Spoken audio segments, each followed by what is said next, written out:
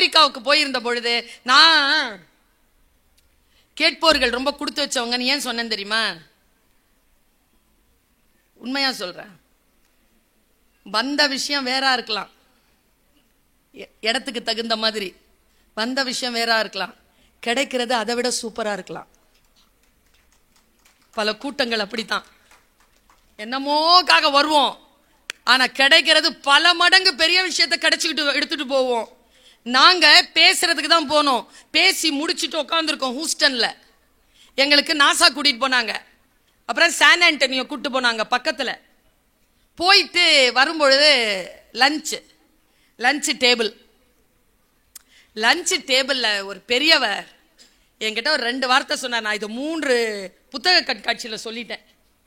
ஏன்னா இதுல இருக்கிறவங்களுக்கு இல்லைல்ல, இங்க இருக்கிறவங்களுக்கு தானே அறிவு தானே. 2வது முறை கேட்கணும் கேட்டுக்கோ பாருங்க. அவர் சொல்றார், பர்வீன், நான் சந்திப்பதை விட நீ அதிகமான நபர்களை சந்திக்கிறாய். போகின்ற இடங்கள் எல்லாம் ரெக்கார்ட் ஆகுதோ இல்லையோ, போற இடமெல்லாம் இது இந்த 2 விஷயத்த சொல்றியா? சொல்லுங்க. சொன்னார். ஃபர்ஸ்ட் சொன்னார், வேணுமா அது?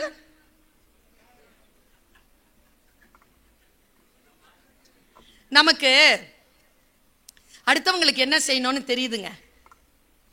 நம்ம படிக்கணும், சம்பாதிக்கணும்னு தெரியுது. ஆனா இந்த வாழ்க்கை இருக்குல்ல, இந்த உடல், இந்த மண், நமக்கு இருக்கிற அறிவு, நம்ம மனசுக்கான மகிழ்ச்சி, இத எப்படி நிர்வகிக்கிறதுன்னு தெரியறதே இல்லையாங்க. அவர் சொன்னார், இதை வச்சுக்கிட்டு என்ன பண்றதுன்னு பல பேருக்கு தெரியறதே இல்லை.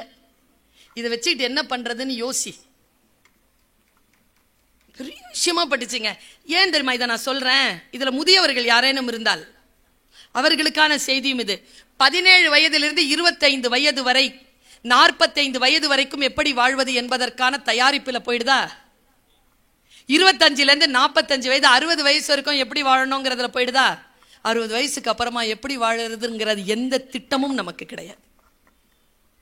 நம்மில் பல பேர் அந்த சோகத்தின் வாசலுக்குள் இருக்கிறார்கள் என்றால் இதை வைத்துக்கொண்டு என்ன செய்வது என்கின்ற திட்டமிடுதல் நமக்கு இல்லை. என்ன செய்வது? என் வாழ்க்கையை நான் ஆரோக்கியமாக வாழ வேண்டும் என்றால் இதை வைத்து கொலை எவ்வளவு பாவமோ தற்கொலையும் அவ்வளவு பாவம் என்பதனை இந்த அரசாங்கம் சட்டத்தின் மூலமாக நமக்கு சொல்கிறது என்றால் அடுத்தவர்கள் எவ்வளவு சிறப்பாக வாழ வேண்டும் என்று நினைக்கிறீர்களோ நீங்களும் மகிழ்ந்து இருக்கக்கூடிய வாய்ப்புகளை பெற்றுக்கொள்ளுங்கள் என்று சொல்லக்கூடிய அந்த அற்புதமான வாய்ப்பை அந்த ஒரு ஸ்டேட்மெண்ட் எனக்கு கொடுத்தது. நீ சந்தோஷமா இருக்கிறியா? இல்லை, என் பிள்ளைங்கெல்லாம் சந்தோஷமா இருந்தா நான் சந்தோஷமா இருக்கிறேன். இன்னிலிருந்து ஒரு டயலாக விட்டுருங்க, நீங்க சந்தோஷமா இருக்கணும்னா. பாடுறா, என்னையும் என் பொண்டாட்டியும் நீ பார்க்கணுன்ற அவசியமே கிடையாது. படிச்சியா, நல்ல வேலை பார்த்தியா, கல்யாணம் பண்ணிட்டு உன் புள்ள பொண்டாட்டிய வீட்டை பாரு, இப்படி சொல்லி வளர்க்காதீங்க. அதுங்கெல்லாம் அப்படிதான் பண்ணிட்டு இருக்குதுங்க. இங்க பாடுறா, தாலி அடமானம் வச்சு பிஎஃப் அறுத்து கொடுத்து படிக்க வைக்கிறேன். என்னையும் என் பொஞ்சாதியையும் என்னையும் புருஷனையும் என் பிள்ளைங்களையும் நீ தான் பார்த்துக்கணும். வளர்ந்து ஆளாகி எங்கள் கஷ்டங்களில் இருந்து எங்களை மீட்டெடுக்க வேண்டியது உன்னுடைய பொறுப்பு என்று சொல்லி சொல்லி பிள்ளைகளை வளர்த்தால் தான் அந்த பாண்டேஜ் வரும்னு தற்போதுதான் நான் தெரிந்து கொண்டேன். எப்படி வளர்ப்பது? இதை வைத்துக்கொண்டு என்ன செய்வது? நமக்கு தெரிவதே இல்லை. இன்னொரு ஒரு ஸ்டேட்மெண்ட் கொடுத்தார், அது இதை விட அற்புதமான ஸ்டேட்மெண்ட். சொல்தானே, இதோ முத்தாக வந்து விழப்போகிறது பாருங்கள். நீங்கள் இந்த உலகத்தில் எதை தொட்டாலும், உங்களுக்கு என்று நீங்கள் வேண்டும் என்று எதை தொட்டாலும் அதற்கு என்று ஒரு விலை இருக்கிறது. எதுவாக இருந்தால். இந்த பேச்சை கேட்கணுமா? ஒரு விலை இருக்கு. ஃப்ரீ தானே சார்? உள்ள வந்தது தாசில்தார் எங்க?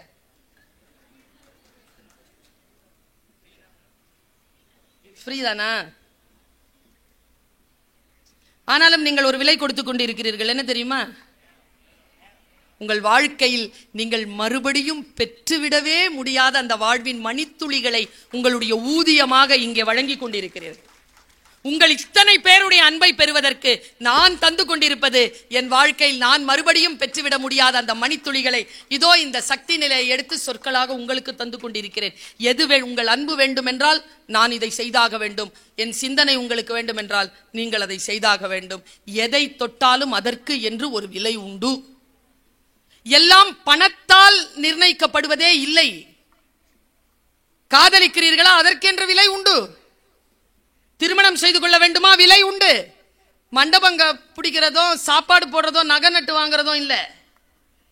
To maintain the family, to have responsibility on children, இதெல்லாம் இருந்த குழந்தை வேண்டுமா, you have to pay. அந்த payment not in terms of money. அதற்கான வழிகளை, அதற்கான தியாகங்களை செய்யாமல் இன்றைக்கு பிள்ளைகளை வளர்த்து விட முடியுமா? அதனால் தான் இன்றைய ஜெனரேஷன் நிறைய கல்யாணமே பண்ணிக்க மாட்டேங்குது. எதுக்கு அந்த பொறுப்பு என்று தள்ளி போடக்கூடிய ஒரு சமூகத்தை நாம் பெற்றுவிட்டதற்கு என்ன காரணம்? They don't want to take responsibility. Responsibility is the payment. பொறுப்பு தான் பேமெண்ட் என்று எனக்கு இந்த அனுபவம் எனக்கு சொல்லித் தருகிறது. நான் சிந்தித்து பார்க்கிறேன், நம்முடைய வாழ்க்கையில் நாம் எதையெல்லாம் செய்ய வேண்டும் என்று நினைக்கிறோமோ அதையெல்லாம் செய்வதற்கான மன துணிச்சல், வாழ்க்கையில் திட்டங்கள் நமக்கு இருக்கா? நான் இங்க இருக்கிற எல்லாரையும் சேர்த்து நான் ஒரு விஷயத்தை சொல்றேன். கவனம், கவனம். ஒரு வினாடி கவனம் சிதறனாதான் உயிர் போகுது. கவனத்தோடு எப்படி இருப்பது? கவனத்தை எங்க வச்சிருக்கிற அப்படிம்பாங்க. கவனம் இருக்கிறதா நமக்கு? தியான மனம் படைத்தவர்களுக்கு கவனம் இருக்கும். தியானம் என்பது ரொம்ப பெரிய விஷயம்லாம் இல்ல.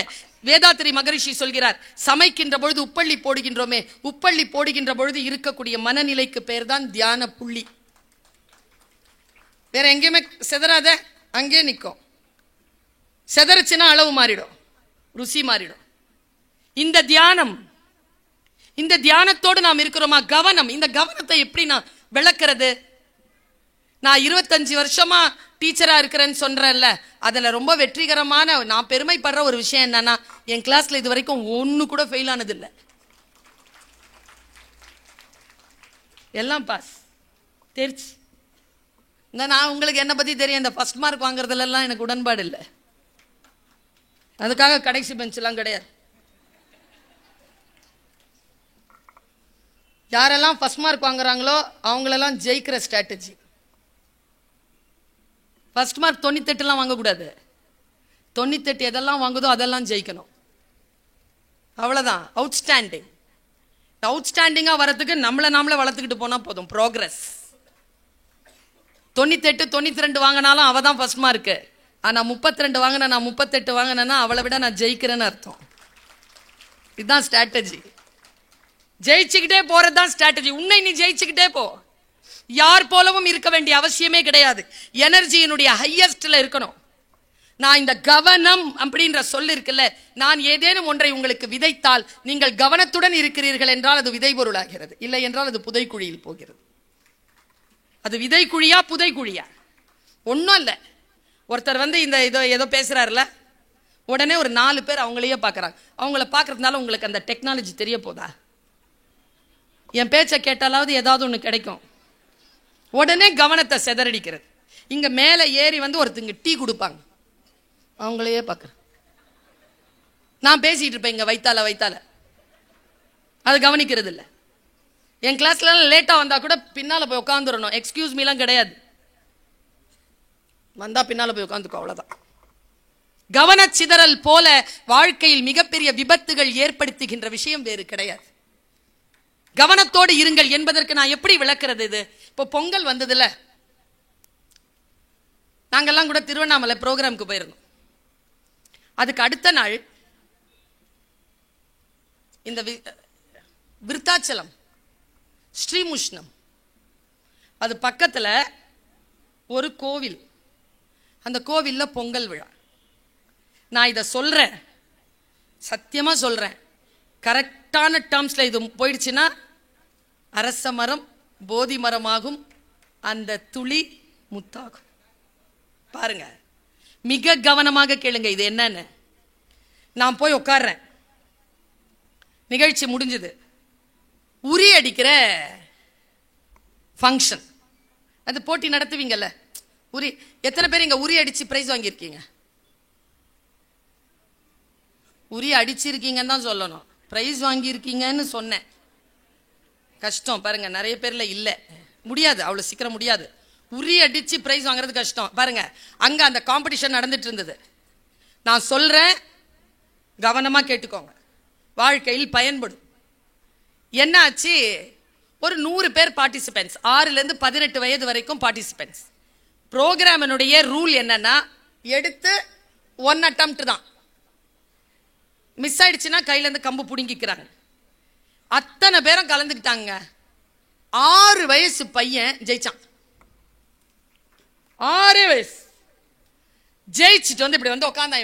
என் பக்கத்துல ஃப்ரண்ட் ரோல வந்து உட்கார்றான். ஜெயிச்சிட்டான்ல, உட்கார்றான். நான் அவனை பார்த்தேன். அவன் என்ன இப்படி திரும்பி இப்படி பார்த்தான் பாருங்க, கண்ணு கத்தி மாதிரி இருக்கு. என்ன பேரு உனக்கு? இந்த கண் எப்படி இருந்துச்சு சொல்லவா? என் பதிவுக்கு ஒபாமா சார் இருக்காருல்ல, அவர் கண்ணு இப்படி இருக்கும், அப்படி ஷார்ப்பா இருக்குங்க அவன் கண்ணு. அப்படி பார்த்தான். என்ன பேருன்னு பேரை சொன்னான் பாருங்க, ராஜராஜன். அப்படின்னா, ஃபுல் பேரு சொல்லுப்பான்னு. நான் குழந்தைங்களோட நல்லா பேசுவேன். உங்களோட பேசுறதெல்லாம் அங்க பேசி பிராக்டிஸ் பண்ணது தான். சரியா? ஃபுல் பேரை சொல்லு. ராஜராஜ சோழன். சூப்பர். கிண்டல் வந்துருச்சு எனக்கு இங்க. நான் அவ்வளவு திமிரா சொல்றான். உனக்கு மகன் பிறந்தா என்ன பேர் வைப்பேன்னு கேட்டேன். அவனுக்கு வரலாறு தெரிஞ்சிருக்கணும்ல, இல்லைன்னா அவனை போட்டு மொக்கலான்னு. ஆசிரியர்களுக்கு அப்படி ஒரு மனசு இருக்கும்.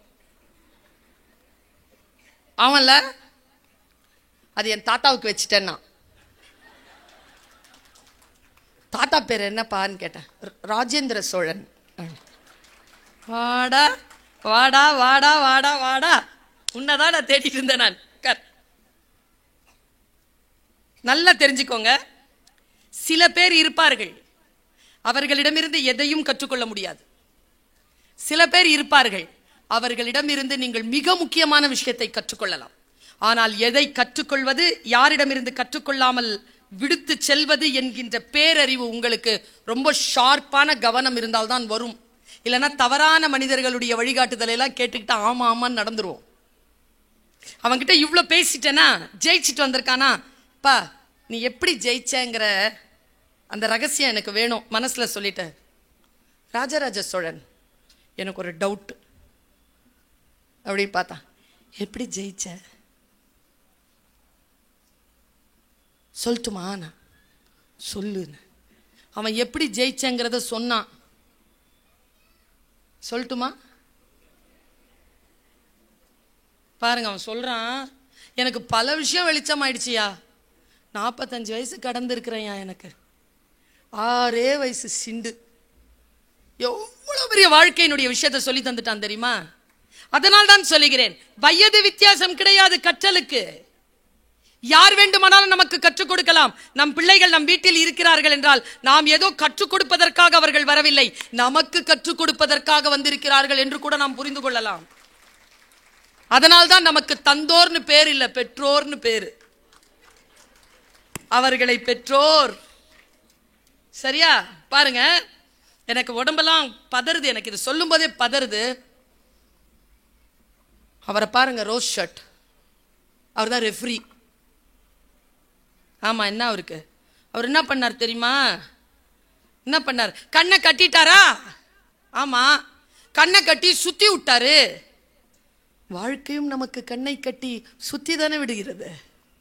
கண்ணை கட்டி விடுறதானே, பாவம் பொழைச்சு போன்னு சுத்தி விட்டுருதுங்க. சுத்தி விட்டாலும் பரவாயில்லைங்க, அவர் காதல வந்து விசில் ஊன்னு ஊதி இருக்கிறாரு. ஏன்னா யாரும் வழிகாட்டிடக்கூடாதுன்னு. அப்புறமா அவர் தப்பு தப்பா வழிகாட்டி இருக்கார். இந்த 4 சிரமங்கள் அந்த குழந்தை சகித்திருக்கிறது. ஒன்று, கண்ணை கட்டி இருக்கிறார். இன்னும் அவனை கண்ணை ஓப்பனா விட்டு கையில கொடுத்தாலே அவனுக்கு உடைக்கிறதுக்கு 1 வருஷம் ஆகும். அவன் கண்ணை கட்டி விட்டு சுத்தி விட்டு காதல விசில் ஊதி தப்பா வேற வழிகாட்டி இருக்காரு. அப்ப எப்படிப்பா ஜெயிச்ச ராஜராஜான்னு கேட்டேன்.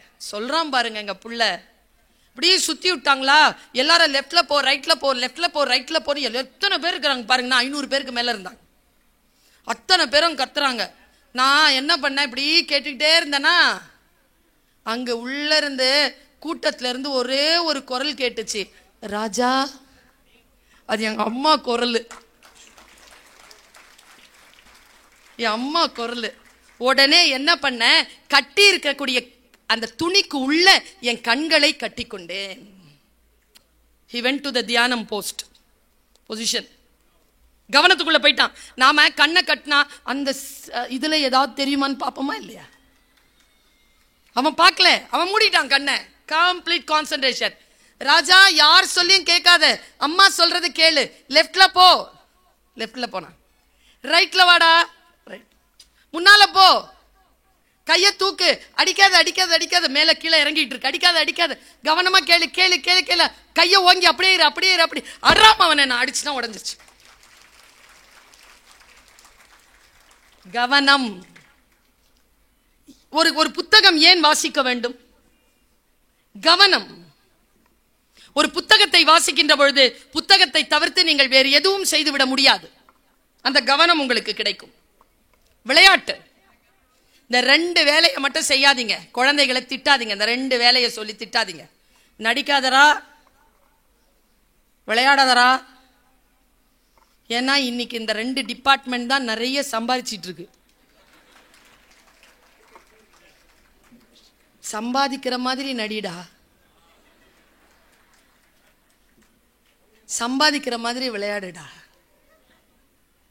இந்த குழந்தைகள் வேகமான ரீல்ஸ் பாக்குறீங்கல்ல பிள்ளைகளா? இந்த பிசாசு ஒன்று இருக்குது கையில. வேகமான ரீல்ஸ் பார்த்தீங்கன்னா நிதானமா படிக்க முடியாது. உங்க எல்லாருக்கும் நான் சொல்றேன், சே நோ. வாழ்க்கை உங்களுக்கு எஸ்ன்னு சொல்லி டிக் அடிக்கும். ஆனா இதுக்கு நீ நோ சொல்லணுமே. பல விஷயங்களுக்கு நீ நோ சொன்னால் வாழ்க்கை உனக்கு எஸ் சொல்வதற்கான வழிகளை தரும். நான் உங்கள் அத்தனை பேருக்கும் சொல்லுகிறேன், முதலில் எதை நீங்கள் செய்தாலும் இந்த உலகம் கேலிதான் செய்யும், பிறகு கைத்தட்டும். கேலி செய்தால் கூட விழ மாட்டோங்க. கைத்தட்டலில் விழுந்தவர்கள் அதிகம் பேர். நான் சொல்லித் தருகிறேன், கேலி செய்கின்ற பொழுது எப்படி விழாமல் நிற்க வேண்டுமோ, கை தட்டுகின்ற பொழுதும் விழாமல் நிற்க வேண்டும். அப்பொழுதுதான் மக்கள் உங்களை பின்பற்றுவார்கள். எங்கே கை தட்டுகின்ற பொழுது, நாம் 10ஆம் கிளாஸ்ல கை தட்டி +2ல ஒண்ணுமே படிக்க மாட்டேங்குது. +2ல கை தட்டி விட்டுறாங்களா, ப்ரொஃபஷனல் கோர்ஸ்ல ஜெயிக்க மாட்டேங்க. அவர்களுக்கு சொல்லித் தருங்கள். வெற்றிகள் என்பது பொறுப்பு தானே தவிர கொண்டாடுவதற்கான விஷயம் கிடையாது என்பது நம் குழந்தைகளுக்கு சொல்லித்தர வேண்டிய அவசியம் நமக்கு இருக்கிறது. வாசித்தால் இதெல்லாம் நமக்கு புரிந்து போகிறது. ஒருவரை எப்படி பார்ப்பது, ஒருவரை எப்படி புறம் தள்ளுவது, ஒருவரை எப்படி ஏற்றுக்கொள்வது, ஒருவருடைய விஷயத்தில் எதையெல்லாம் நகர்த்துவது, எதையெல்லாம் நகர்த்தாமல் இருப்பது என்பதை குறித்து பல விஷயங்கள் நமக்கு தெரியுது. நான் யோசிச்சு பார்க்கிறேன், சொற்கள் நமக்கு அப்படித்தான் வந்து சேரும். சொற்கள் வந்து சேருகின்ற பொழுது கவனமா காதுல கேட்க மாட்டோங்க. இப்போ உங்களுக்கு பேசுறது கேட்கறதுக்காக என்ன மாதிரி ஆட்களை கூப்பிடணும். நான் சொல்லட்டுமா, என்னில் பல மடங்கு அதிகமான விஷயங்களை உங்கள் வீட்டில் இருக்கக்கூடியவர்கள் உங்களுக்கு அன்றாடம் சொல்லிக் கொண்டுதான் இருக்கிறார்கள். கேட்பதில்லையே நாம். இதுல பெரிய பிரச்சனை என்ன தெரியுமா? சத்தியமா சொல்றேன், சில நேரங்களில் யாரேனும் ஏதேனும் ஒரு வார்த்தை சொன்னால் அந்த வார்த்தை சொல்லுவதற்கான வலிமை கொண்டவர்கள், வல்லமை கொண்டவர்கள் மூலமாக அந்த வார்த்தை வருகின்ற பொழுது அந்த வார்த்தைக்கு அதிகமான மரியாதை கிடைத்து போகிறது. ஒன்றும் இல்லைங்க, நான் இந்த பொசிஷனுக்கு வந்து நிக்கிறதுக்கு 30 வருஷம் ஆச்சுங்க. 30 வருஷம், 30 ஆண்டு காலத்துடைய கடினமான உழைப்பிற்கு பிறகுதான் நான் உங்கள் முன்னால் நிற்கிறேன். கடந்த 5 ஆண்டுகளாகத்தான் இந்த சோசியல் மீடியால வரேன். ஆனால் நான் சோசியல் மீடியாவில் இருந்தேனோ இல்லையோ பேசிக்கொண்டே இருந்தேன். சோசியல் மீடியாக்காக பேசியவள் இல்லை நான். அதனால யாருமே இல்லாம வேற இந்த தம்பியை மட்டும் நிறுத்துங்களேன், இதே ஜோர்ல பேசுவேன். ஏன் தெரியுமா? இந்த அறிவு எனக்கு எப்போ வந்ததுன்னா, நான் பிரான்ஸ் நாட்டுக்கு போகும்போது வந்தது. சத்தியமா சொல்றேங்க, நீங்கள் எல்லோரும் புரிந்து கொள்ளுங்கள், வாழ்க்கை நமக்கு வெற்றிகளை தராது, வாய்ப்புகளைத்தான் தரும். வாய்ப்புகளைத்தான் வெற்றிகளாக நாம் மாற்ற வேண்டும். ஃபர்ஸ்ட்டுங்க போறேன் வெளிநாடு, அதாவது அது பிரான்ஸுக்கு ஃபர்ஸ்டா போறேன். அப்ப கூட வருவாங்கல்ல கொஞ்சம் பெரியவங்க, அவங்க வந்து எதுக்கு பர்வீன் சுல்தானுக்கு ஞாயிற்றுக்கிழமை காலையில போட்டிருக்கீங்க, அவங்களுக்கு சனிக்கிழமை காலையில போடுங்க அப்படின்ட்டாங்க பாருங்க. முடிஞ்சு போச்சு. சனிக்கிழமை காலையில யாருமே வரமாட்டாங்க. நீங்க நம்புனா நம்புங்க, அந்த ப்ரோக்ராம்ல நான் இருக்கிறேன். 7 பேர் இருந்தாங்க அரங்கத்துல. அல்ல 7 பேர்ல 3 பேருக்கு தமிழ் தெரியாது, பிரெஞ்சு இந்த மைக். இந்த 4 பேர்ல ஒருத்தங்க ப்ரோக்ராம் நடத்துற ஹெட் பாரதிதாசன், அடுத்து அவங்க வைஃப், அடுத்து அவங்க 2 பசங்க. கம்பனில் பெண்மை தலைப்பு 2012 பேசுறேன். என்ன தெரியுமா, ஒரே நிமிஷம் கண்ணை மூடி தியானிச்சேன். அங்க இருக்கிற சேர்ஸ் எல்லாம் இருக்குல்ல, கண்ணை மூடி தியானிச்சேன். எனக்கு எங்க ஞாபகம் வந்துச்சு தெரியுமா, எங்க தூர்தர்ஷன் ஞாபகம் வந்துருச்சு. தூர்தர்ஷன்ல ஒரே ஒரு கேமராமேன் மட்டும் இருப்பாரு, நாங்க எல்லாம் வீராவேசமா பேசிட்டு இருப்போம். அது எடுத்து போடுவாங்களா, நான் நினைச்சிட்டேன் இது தூர்தர்ஷனா இருந்துட்டு போகுது. ஃபுல் ஃபோர்ஸ்ல பேசினாங்க. இன்னைக்கும் 2012 கம்பெனியில் பெருமை பிரான்ஸ் பர்வீன் சுல்தானா ஸ்பீச்னா வருது. 1,46,00,000 பேர் பார்த்திருக்காங்க. 4 பேருக்கு பேசினேன் தான். வாழ்க்கை உங்களுக்கு வாய்ப்புகளைத்தான் தரும், வெற்றிகளாக அதை நாம் தான் மாற்றிக்கொள்ள வேண்டும். பாருங்க, ரொம்ப நுட்பமான வார்த்தை. என்னுடைய தகப்பனார் என்ன 2 வயசுல இருந்து 15 வயசு வரைக்கும் தாலாட்டு பாடி வளர்த்தார். அம்மா பாட மாட்டாங்க, அப்பா தான் பாடுவார். ரொம்ப அழகா பாடுவார் அப்பா. சரி, நான் சொன்னேனே 2 வயசுல இருந்து. அதுக்கு முன்னால அப்பா, அதுக்கு முன்னால என்னை தொடவே மாட்டாராம், தூக்கவே மாட்டாராம் அப்பா. எப்போதுல இருந்து, நான் பிறந்ததுல இருந்து. நான் எங்க அப்பாவை எவ்வளவு பெருமையா சொல்றேன். ஆனா இதையே நான் இப்போ சொல்றேன். இதிலும் போதி மரமாக அரச இலைகளை போதி மர இலைகளாக மாற்றுவதற்கான ஏதோ ஒரு நுஸ்க், ஒரு சூட்சுமம் இருக்கு பாருங்க. கோஷாஸ்பத்திரியில எங்க அம்மா என்ன பெத்தெடுக்கிறாங்க. அம்மாட்ட காசு இல்லை, வறுமை. 3வது பொம்பளை பிள்ளை கருப்பா இருக்கிறேன்னு சொல்லிட்டு யாரோ அப்பாட்ட சொல்லிட்டாங்க. அப்பா வரல. அம்மாவுக்கு அப்பா வீட்டுக்கு போறதுக்கு வழி தெரியாது. 3வது நாள் பெட்ல இருந்து கீழே தூக்கி போட்டாங்களா எங்க அம்மாவை. கீழே கையில 1 ரூபா வச்சிருக்காங்க. அந்த 1 ரூபா ஆயாங்கள், ஐ மீன் அந்த துப்புரவு வேலை செய்யக்கூடிய தாய்மார்களுக்கு கொடுத்துட்டாங்க. 25 பைசா வச்சிருக்காங்க கையில. கையில அந்த குழந்தைய எடுத்துக்கிட்டு வெளியில வந்தாங்களாம். அம்மா சொல்றாங்க, உன்னுடைய 2 கால் இப்படி தொங்கிட்டு இருந்துச்சு, இவ்வளோண்டு இவ்வளோதான் இருக்கும், அழகா இருக்கும் உன் காலு, ரோஸ் கலர்ல இருந்துச்சுன்னாங்க. நான் சொன்ன கருப்பா பெத்தன்னு சொன்னேன். கருப்பா குழந்தை பெத்தா கால் ரோஸா இருக்குமாமான்னு கேட்டாங்க. ஆமான்னுச்சு எங்க அம்மா. சரியா, கையில எடுத்துக்கிட்டு வந்தாங்க. ரிக்ஷாக்காரங்கிட்ட கேட்டிருக்காங்க, என்ன வந்து பார்டர் தோட்டம் உள்ள இருக்குது, அங்க விட்டுடுங்க, எங்க மாமனார் வீடு அங்க இருக்குன்னு. மேடையை பாக்குறீங்களா, என் பேச்ச கேட்குறீங்களா?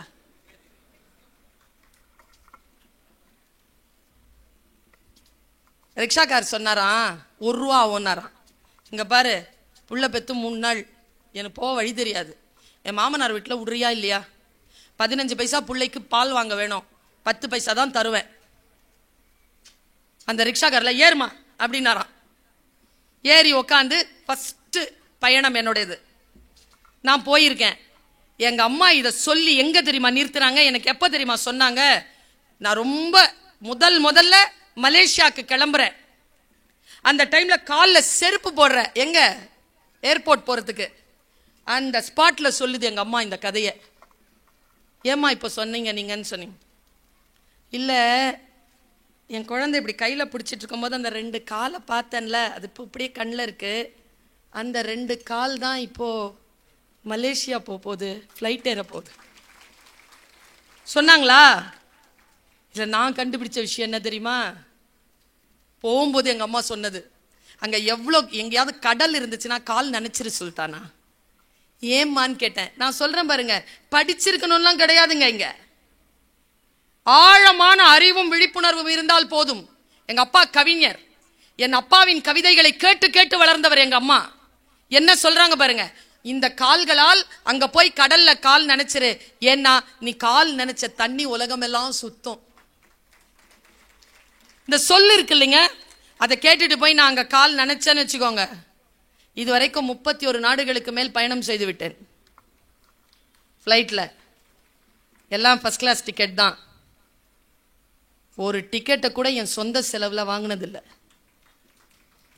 இப்போ வந்துட்டு போகிறது கூட மேடம் தான் கொடுக்குறாங்க காசு. எங்கேருந்து ஆரம்பிச்சு தெரியுமா?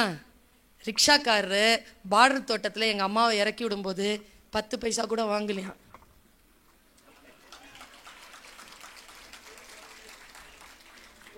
$10 பைசா செலவு இல்லாம ஃபர்ஸ்ட் தொடங்கின பயணம் இதோ இது வரைக்கும் சுத்திக்கிட்டு இருக்கிறேன்னா ஒரே காரணம், கவனம். படித்து விடுங்கள், கேட்டு விடுங்கள். யாருடைய வார்த்தையிலிருந்து வரக்கூடிய வார்த்தைகள், எந்த புத்தகத்திலிருந்து மறைந்திருக்கக்கூடிய சொல் நம்மை மாற்றும் என்று நமக்கு தெரியாது என்பதனை புரிந்து கொண்டு விழிப்புணர்வோடு இதை நாம் உள்வாங்கிக் கொள்ளுவது. வாழ்க்கை நமக்கு சில விஷயங்களை முன்னால தூக்கி இப்படி போடும். நான் பல நேரங்களில் உங்ககிட்ட கேட்டிருக்கேன். இப்போ போன வருஷம் கேட்டேன், இந்த வருஷமும் கேட்கிறேன். ஞாபகம் இருந்தா ஞாபகம் இருக்குன்னு சொல்லுங்க, இல்லைன்னா இல்லைன்னு சொல்லுங்க. நம்ம எத்தனை பேருக்கு கார் ஓட்டணும்னு ஆசை? இந்த மாதிரி நீங்க போய் கேளுங்களேன், இந்த உலகத்துல நிறைய பேருக்கு கார் ஓட்டணும்னு ஆசை. 50 விழுக்காடு டிரைவர் ஆயிடுறாங்க. ஏன் தெரியுமா? பிரபஞ்சம் உங்கள் ஆசையை குறித்துக் கொள்கிறது. எங்கே தெரியுமா நீங்கள் மாறுபட வேண்டும்? யார் காரை?